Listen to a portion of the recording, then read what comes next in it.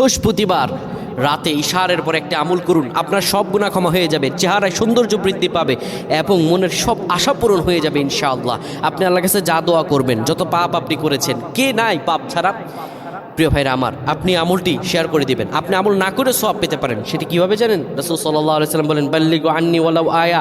একটি আয়াত, একটি হাদিস, একটি আমল যখন তুমি জানতে পারো, সেটি শেয়ার করে দাও, সেটি সবার কাছে, তোমার ভাইদের কাছে জানিয়ে দাও। আপনি আমল না করে সওয়াব পাবেন। যদি আপনার একটি শেয়ারে অন্যজন আমল করে, তাহলে তার আমলের পার্সেন্টেজ থেকে আল্লাহ তাআলা আপনাকে সওয়াব দান করবেন। সুবহানাল্লাহ।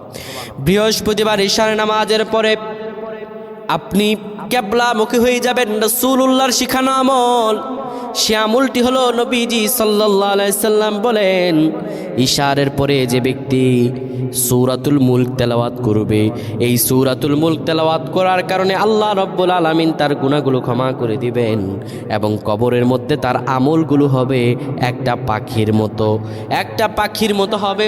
সেই পাখিটি এত সুন্দর হবে, তার আমলগুলো সেই পাখিটি তার হয়ে ফেরেশতাদের সঙ্গে জবাব দিয়ে দিবে। আমার আল্লাহ রাব্বুল আলামিন দয়া করে, মায়া করে তাকে মাফ করে দিবেন। সুবহানাল্লাহ।